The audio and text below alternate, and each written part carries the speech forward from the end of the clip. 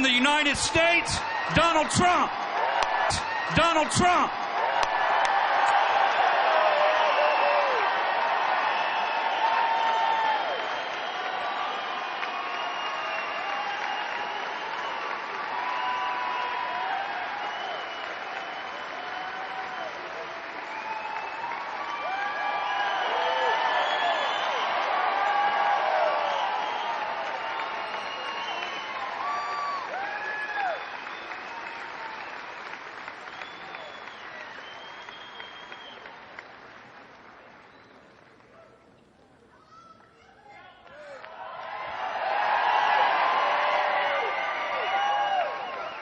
Thank you very much. This is amazing. I did not know that. I knew I was doing well, but I did not know that. And I've been a member for a long time, and my boys are members, and they're much better shooters than I am. I'll tell you, they know more about guns than any. I don't know, there might be 2 or 3 people in this room, but believe it or not, not many. So to get the endorsement, believe me, is a fantastic honor. And I just said to Wayne and I just said to Chris, I will not let you down. Remember that. I will not let you down. And, you know, I wrote a few remarks and I'm going to actually read them because we go into a little detail, but I will tell you that Hillary Clinton, and you know I call her Crooked Hillary because all you have to do is read any newspaper you want. But Hillary Clinton wants to abolish the Second Amendment. Just remember that. We're not talking about change it. She wants to abolish the Second Amendment. So we're not going to let that happen. I can tell you that right now. We're going to preserve it. We're going to cherish it. We're going to take care of it. Okay? You know, they keep chipping away. They talk about the magazines. They talk about the bullets. We're going to take care of it. You know, a couple of things before I give you some more detailed remarks. I feel really happy with what's going on. You know, the Fox poll came out 3 days ago, and in the Fox poll, I'm leading Hillary 41-44. 44. And last night, Rasmussen, which is a highly respected poll, came out. Trump 42, Crooked Hillary Clinton 37. So we're doing well. Now, with all that, we have a long way to go. But if you get every one of your friends to go vote, because there's a big difference. You know, on a lot of the things, there's a difference, and some are subtle, some are big. And by the way, we're in Kentucky. We're going to put the miners back to work before I forget about that. We're going to put the miners. We just left, and I also won Kentucky, so I love Kentucky. I used to work in Cincinnati. For 2 summers, I worked in Cincinnati doing a job with my father, and I loved Cincinnati, and I'd come over the line and I'd be in Kentucky. You'd be surprised how much I know about Kentucky. But it's an amazing place. But I said when I won New York, because we won New York in a landslide, and then Pennsylvania and Maryland, and we won everything. We were winning everything. We won Connecticut, Delaware, Rhode Island. And then we went to West Virginia, and boy, did I win. Did we do well in West Virginia. Wow. But all landslides. We won in all of the states I mentioned and more. Every single county in every single state. That's called a victory. And we won by massive percentages in the 60s and some in the 70s. And then, of course, we went to Indiana. As you know, that was going to be the firewall for the other side. And it turned out to be a massive victory for us again. It didn't hurt that Bobby Knight came out and said, I want Trump to win. That didn't hurt. If you're in Indiana and Bobby Knight endorses you, I guess that's about as good as it gets. So I just want to say that I've been watching what's going on, and I've been looking at airplanes getting blown up in the air and lots of bad things happening. It's just not the same, and we're going to bring it back, and we're going to bring it back to a real place where we don't have to be so frightened, where we don't have to be so afraid. And you know what's happening in the schools, and you know what's happening everywhere. We're going to bring it back, and you folks are going to be so happy, and you're going to be so proud of your country again. Just remember.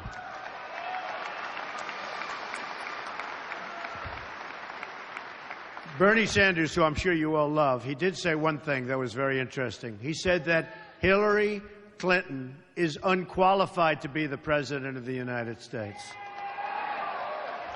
And he said and it's just, you know, one of those things. He said she suffers from bad judgment, and she does. You look at so many of her decisions have been bad.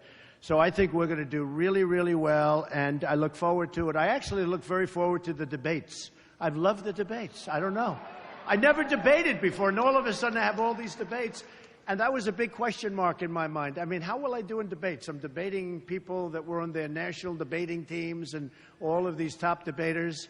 But they never had people interrupting them every other word they'd say. You're a liar. You're a liar. And they're trying to speak and they can't speak. You would have done the same. I know a lot of the audience. You would have done the same.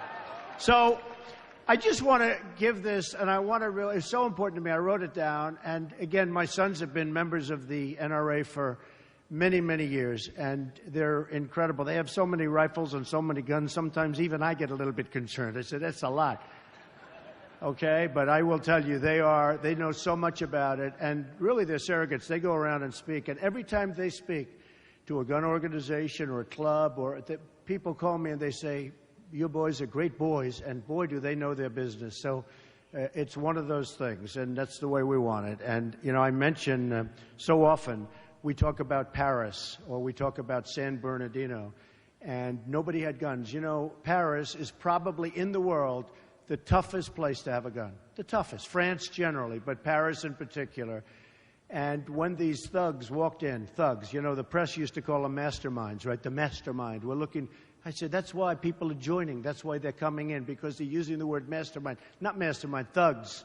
In fact, I call him the guy with the dirty cap. Remember the white cap? And it was filthy dirty. This was the mastermind. And actually, the press has stopped using the term. They're very dishonest people, among the most dishonest I've ever met, but they actually stopped using the term mastermind because they use that term, and then they wonder why our youth is going and fighting for ISIS. They don't even know what they're fighting for. But I think it's gotten a lot better from that standpoint. But if you look at Paris, 130 people killed, hundreds of people still in the hospital, just horribly wounded, can never be the same. Horribly wounded. And these guys came in, boom, boom, you over here, boom. And they just stood there and just shot everybody. No guns on the other side, folks. If you would have had guns on the other side, if I took a couple of these folks in here, some especially wearing the red caps, Make America Great Again, I promise there wouldn't have been 130 people killed and hundreds of people lying in the hospital to this day. It might not have happened. Because if they knew there were guns in the room, it might not have happened. But if it did, you would have had bullets going in the opposite direction, and believe me, the carnage would not have been the same by any stretch of the imagination.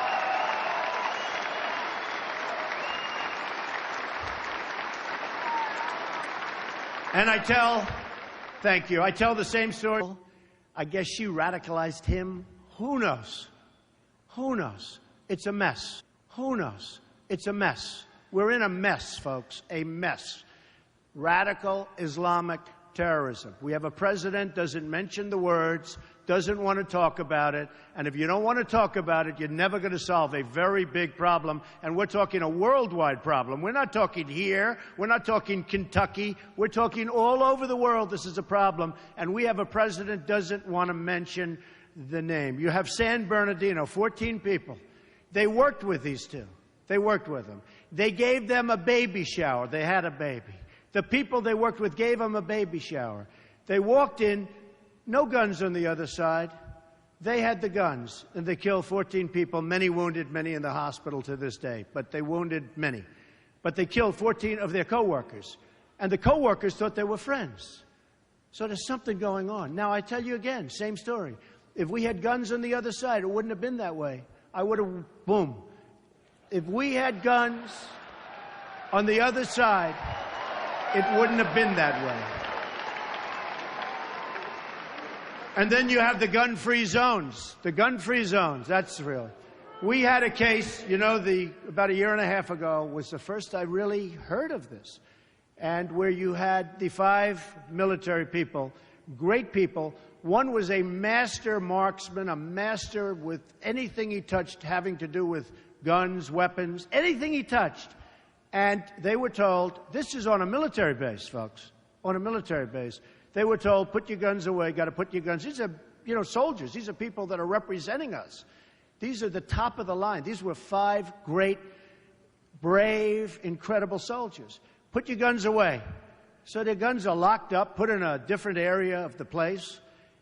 And this whack job walks in and starts shooting them, killed all 5 of them. Gun-free zones. We're getting rid of gun-free zones, okay? I can tell you.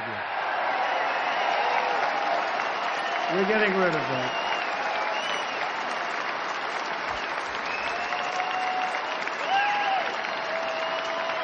Thank you.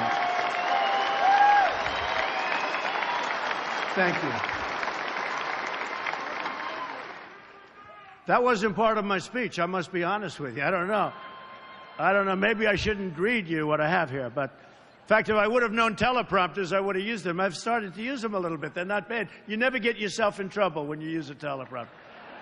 You know, the problem is it's too easy. We have a president who uses teleprompters. It's too easy. We should have non-teleprompter speeches only when you're running for president. You find out about people. The other way, you don't find out about anybody. So, the Second Amendment is under a threat like never before.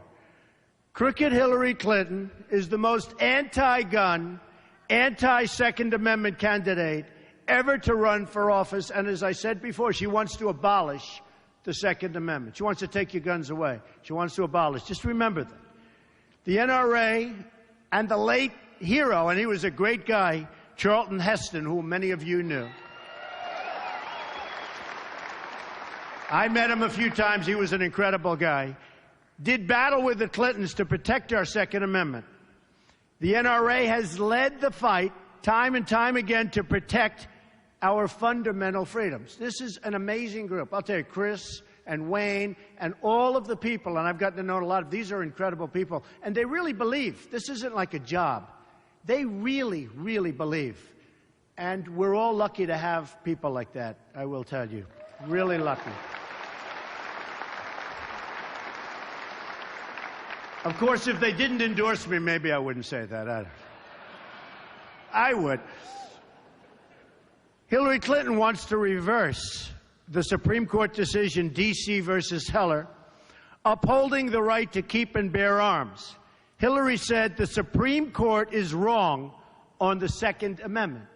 That's bad. That's like what she said about the miners. We're going to put the miners and the mines out of business. Then she goes, right? Then she goes to, oh, boy, I'll tell you, West Virginia, how were they? I hate to say I won Kentucky, but I won West Virginia by even more. But of course, she made that statement after I had already won Kentucky. We're going to win them all. We're going to win them all. We're going to win them all. If Hillary gets to appoint her judges, and this is really important. Look, defense is number one. We have to protect our country. Defense, economy is all important. Everything's important. But without defense, we don't have a country. And our military, as you know, it's being decapitated. What they're doing to our military is incredible. I saw over the weekend a documentary on our great airmen. And these are people that are flying our jets, and they're running out of parts for our fighter jets. And these are fighter pilots. These are incredible men. And they're going to junkyards, plane graveyards, they call them, where the planes are. They're graveyards where the old planes.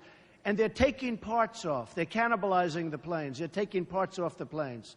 And they're putting them onto the jets. And I'm saying, is this the United States? Why don't we have new equipment? And a man got up, great guy, looked as good or better than Tom Cruise. And you know what I'm talking about, because that was a great movie. And he said, you know what? I've been in this for 20 years, and it used to be so incredible. And now it's like a different world. The equipment, the way it's maintained, everything. It's like a different world. And I just have to say, just to interrupt what I'm going to be talking about, I have to say, we're going to make our military bigger and better and stronger than ever before, and nobody is going to push us around. Nobody. Nobody.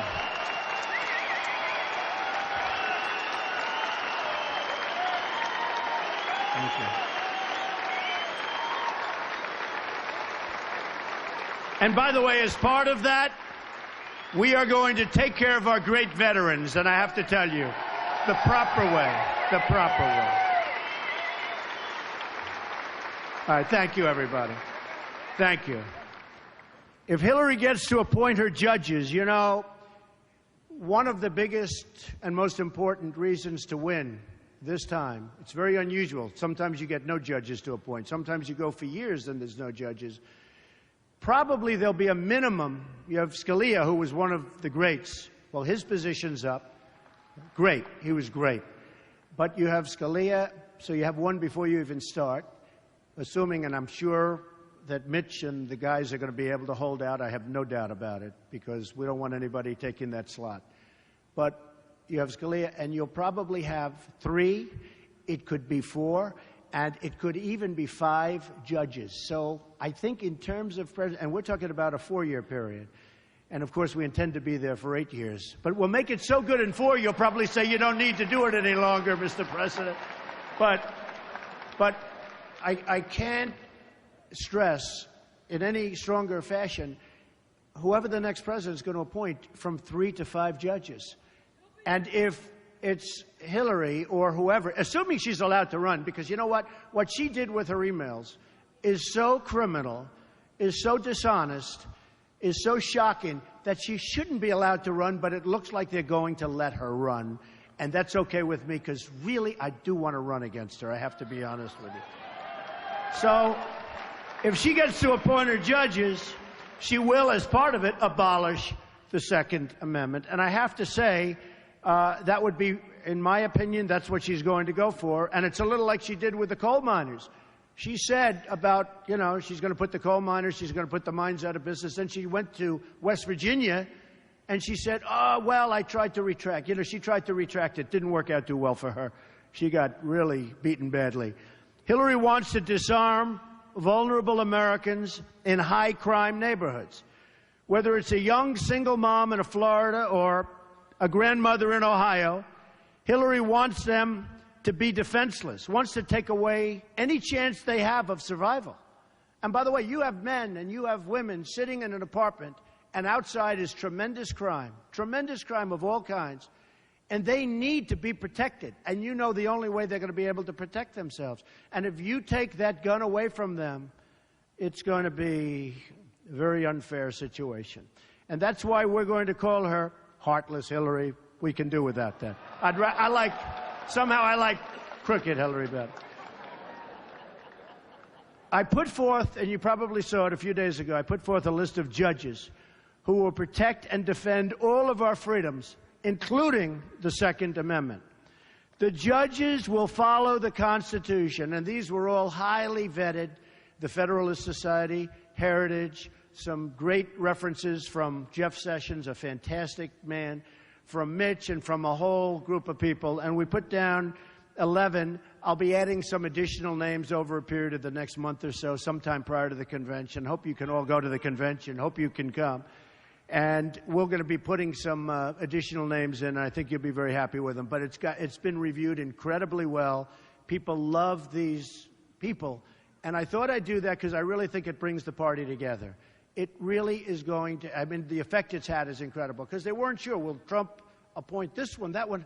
How will the judges be? Such an important thing. So I put together the list with some incredibly important organizations and highly respected, and everybody's really happy. You've seen we've gotten A+ reviews on that. Now, I'd like to call for Hillary Clinton to put together a list also, okay? Let her put together a list, because I'd like to see what that list consists of. And you will see it's day and night, okay? Day and night. And it will not be good for the people in this room.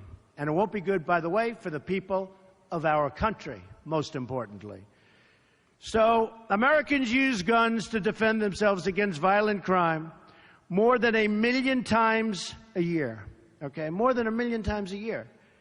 And they want to take them away. Heartless hypocrites like the Clintons want to take this, and they want to get rid of guns, and yet they have bodyguards that have guns. So I think that in addition to calling for them to name judges, we'll also call them and let their bodyguards immediately disarm, okay? No, they should immediately disarm. And let's see how good they do. Let's see how they feel walking around without their guns on their bodyguards. In the meantime, nobody else can have the guns, right? President Obama tried to take the guns from law-abiding Americans, but has reduced prosecutions of violent criminals who use guns. President Obama is even releasing violent criminals from the jails, including drug dealers and those with gun crimes. And they're being let go by the thousands, Many of these are also, I'm sure you're not going to be surprised to hear this, illegal immigrants. President Obama pushed for changes to sentencing laws that release thousands of dangerous drug trafficking felons and gang members who prey on civilians. And I want to tell you, I've really learned a lot about the border. In fact, 2 weeks ago, you probably saw 16,500 Border Patrol agents endorse Donald Trump. And we've gotten great endorsements. To have the endorsement from NRA today and to have the endorsement from the Border Patrol agents. And I was talking to them. These are incredible people that want to do their job. That's why they're endorsing me. They could just sort of, you know, they're told to stand back. Don't do it. They want to do their job. These are incredible people. It's the first time they've ever endorsed a presidential candidate, and 16,500. So I'm really honored by that. This is Hillary Clinton's agenda, too, to release the violent criminals from jail. She wants them all released. She wants people released that you wouldn't want to walk on the street with, you wouldn't want to look at. And, you know, whether it's Kate in San Francisco, you see what happened there, or Jamil. I've become great friends with his father. Jamil was shot in the face 3 times by somebody that wasn't supposed to be here. Or, and I always say this because this was tragic, a 65-year-old veteran, a woman who was a great woman, raped, sodomized, and killed by an illegal immigrant, wasn't supposed to be here. We're going to straighten it out. And by the way, this doesn't have to do with guns per se, but maybe it has to do with a lot of other things. We're going to build a wall. It's going to be a great wall. We're going to have borders again. People are going to come into the country, but they're coming into the country legally, folks. They're coming in legally. We're going to keep our borders open, and I'll tell you, but they're going to be open when people come in legally. Now, Hillary wants to just keep them open. Anybody can come across, and that's what's been happening. And the crime is violent and a lot. And lots of other things are happening with the drugs pouring across. So she's putting the most vulnerable Americans in jeopardy, and this is a risk that we can no longer afford. We've had enough. I think we've had enough. Wouldn't you say we've had, like... In trying to overturn the Second Amendment, Hillary Clinton is telling everyone, and every woman living in a dangerous community, that she doesn't have the right to defend herself. So you have a woman living in a community, a rough community, a bad community, sorry, you can't defend yourself. That is so unfair, and that is so egregious.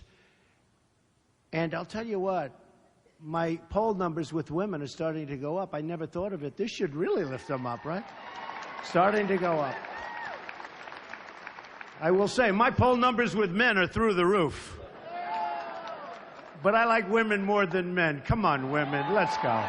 Come on. And most people know that about me. Most people know that.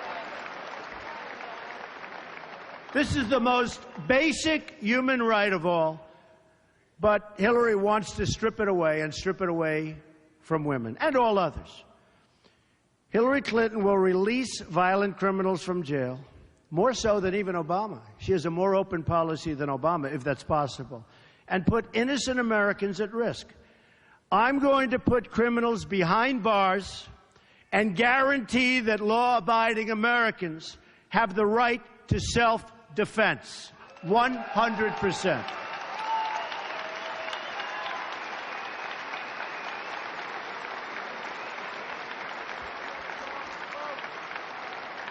Thank you. Thank you. There are 13 million right-to-carry permit holders in the United States. I happen to be one of them. In the past, nobody knows that. Boy, would I surprise somebody if they hit Trump. If I wasn't surrounded by, like, the largest group of Secret Service people, who, by the way, are fantastic people, and our police are fantastic, fantastic people. We have to give a standing ovation to our police. We have to. They are fantastic people. Amazing. They do such a great job. They are so unfairly treated. But they know, and they know how the people feel about them. Thank you. That's great. In the past 30 years, the number of right-to-carry states has gone up 7-fold. These are among the most law-abiding folks, statistically, in the entire country. So they have the right to carry. They're among the most, you know, they do statistics on everything, right? Everything. And these are among the most, in fact, they're like at the top of the list. In Florida, for example, they've issued more than 3 million concealed carry permits in the past 30 years. Only 168 have been revoked. That's 0.006%. So very, very few and just no difficulty.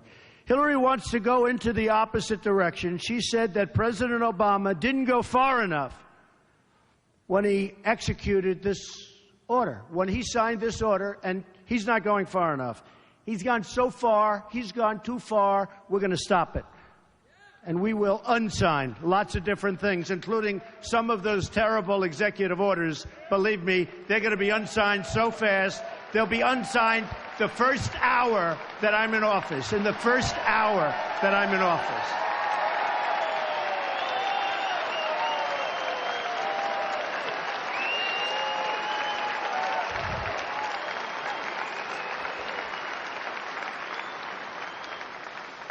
Hillary's pledged to issue new anti-gun executive orders. You know that.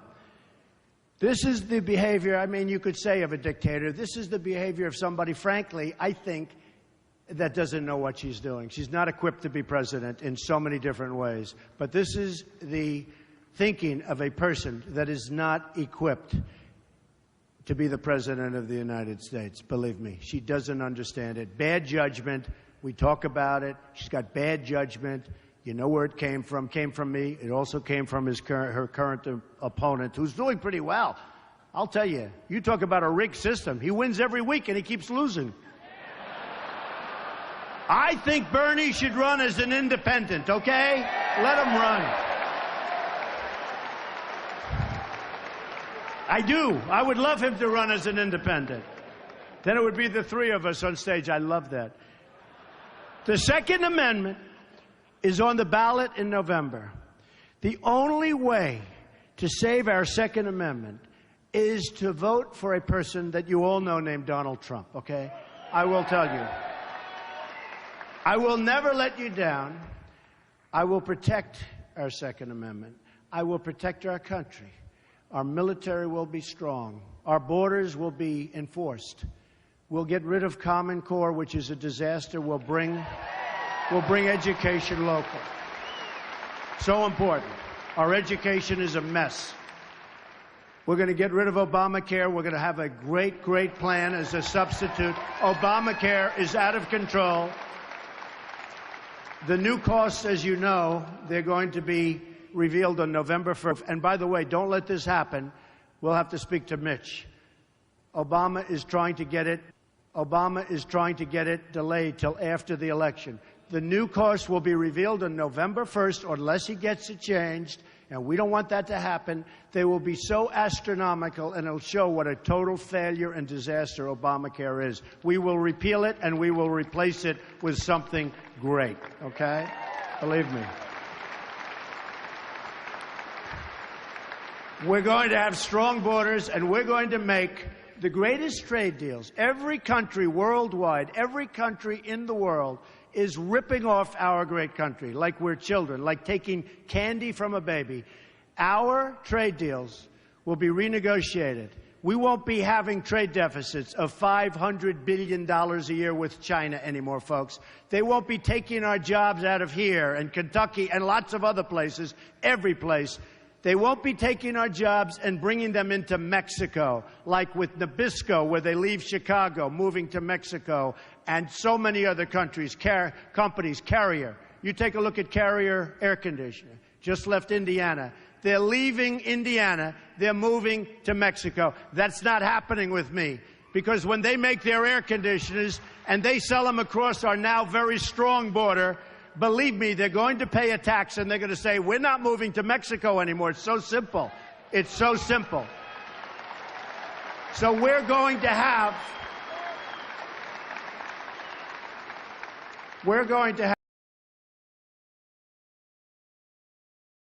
become a strong nation again. We're going to save our Social Security. We're going to save our Medicare. We're going to be so proud of this country. You're going to be proud of your president, but I don't care. Proud of your president, but I don't care about that. You're going to be proud of your country again. And we're going to start winning again, because we don't win anymore. We never win. We don't win on trade. We don't win with the military. We can't beat ISIS. Believe me, we're going to knock the hell out of ISIS. We have no choice. We're going to knock the hell out of ISIS.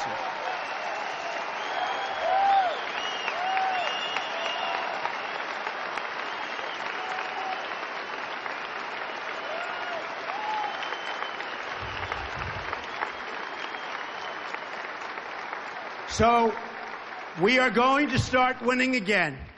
And I have fun saying it, and I say it a lot, but there's nothing better. And some of you have heard it. But we are going to win, win, win. We're going to win with military. We're going to win at the borders. We're going to win with trade. We're going to win at everything. And some of you are friends. And you're going to call. You're going to say, Mr. President, please, we can't take it anymore. We can't win anymore like this. Mr. President, you're driving us crazy. You're winning too much. Please, Mr. President, not so much. And I'm going to say, I'm sorry. We're going to keep winning, because we are going to make America great again. Thank you. We love you. Thank you. Thank you, everybody. Thank you, Kentucky. Thank you, everybody. Thank you.